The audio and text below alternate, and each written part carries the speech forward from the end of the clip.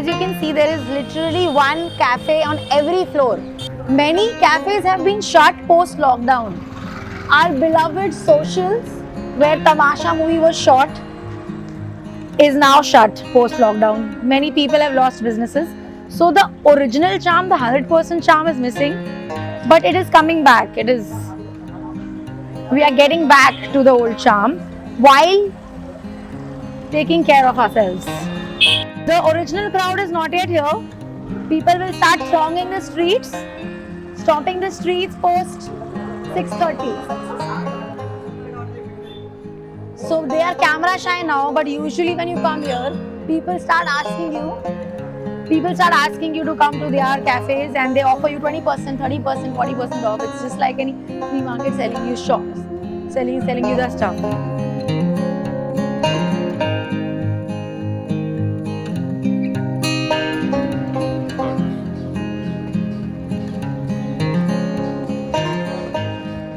So like I said, you can catch the lake view, the sunset and the view of the fort atop this place called Matchbox. There are 2-3 places here. We'll take you down to 1 or 2 more. There is one down Lima Kitchen, I think. We'll tell you the name again. It has Himalayan food. We are going to try some.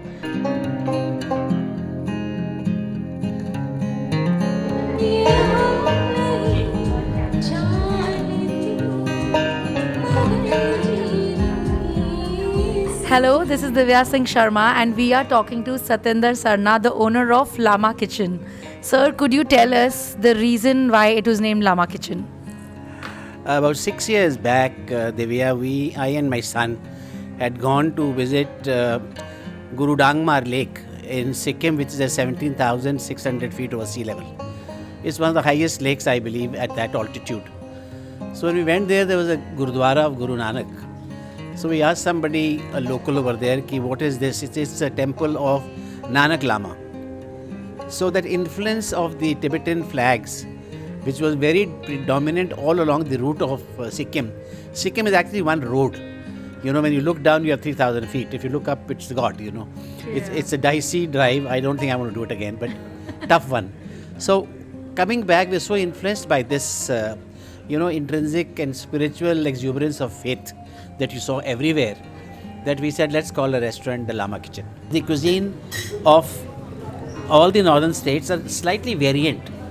Like Bhutan cuisine is a little different from Nepalese cuisine, a little different from Naga cuisine. So what happens today is that India, you cannot visit everywhere. So you want that fusion pot to be melting in one place. Which is what your place offers, right? Yes. It specializes in northeastern cuisine. Yes, we specialize in northeastern cuisine from Sikkim, Bhutan, Nepal and Nagaland. And in addition to that, now we are adding Kashmiri food as well, because part of the Himalayas. And you have Tibetan. We have Tibetan food as well. Yeah. We have the Tibetan basket, which is multiple types of meats. And then we have the thukpa, which is very common denominator of all the foods. Yeah, I've heard that. You know, and we also have the homemade sausages, which is called the juma. Okay. And then the tingmo bread is like a tennis ball bread, which is done by steaming. So the technology is not on ovens, but they did by steaming. Okay, so this is like ancient times, Yes. methods of cooking. Yes, the method is very ancient, because you know at that temperature, at high altitudes, where the pressure is low, cooking becomes very difficult. So you steam the food. Okay. It takes longer period to do that. The boiling point kind of rises because of the low pressure. That's why you have pressure cookers to cook now. So this Lama Kitchen is across this floor, second floor of this building that you own. Lama Kitchen is... Sorry, the Lama Kitchen is across the second floor. Yes, of this building. And we love doing it. People are very keen to learn about it. And I am here all day to explain to them the difference between one or the other.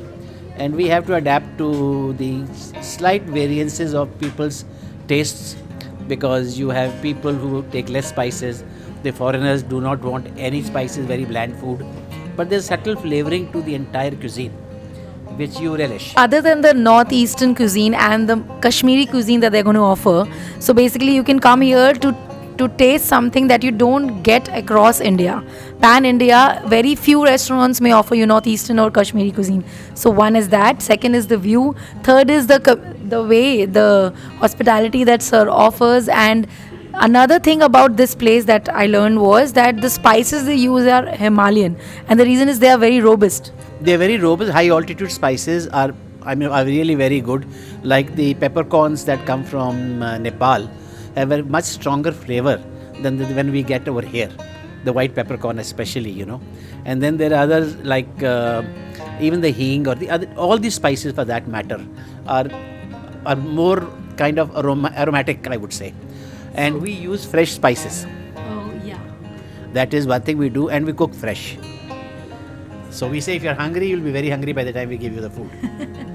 So can you just tell us again what we have ordered? You've ordered a chicken choila. You've ordered a paneer momos. Yeah. And you've ordered a dachi, a veg dachi. Which is a cheese curry. Veg dachi is a speciality of Bhutan. It's a cheese curry which is got the spice of garlic and other spices, some northeastern spices, and they kind of blend it very well. It's one of our specialities. And we serve it with a tingmo bread, which is a kind of a tennis ball bread, I call it.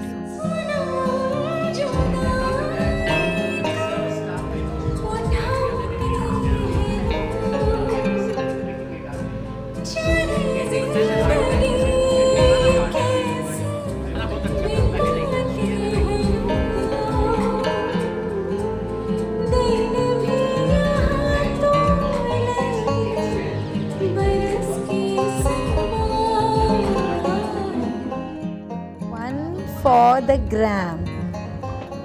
वो कहते हैं ना millennials की food digest नहीं होती जब तक उसका फोटो खींच के इंस्टाग्राम पे नहीं डाल दें. Let me. Wow. So these are paneer momos that are pan fried on my right, and this is dakchi, basically a veg cheese curry with a tennis ball bread is what Satinder ji called it. It's called dakchi. Let's bite into it, break into it.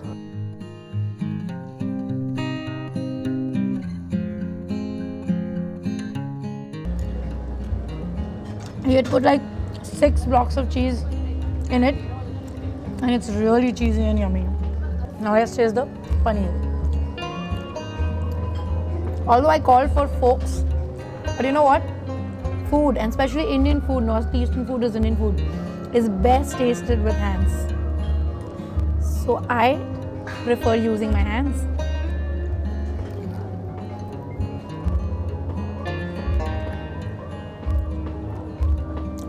It's spicy. It's better than any momo I've ever had. Wow.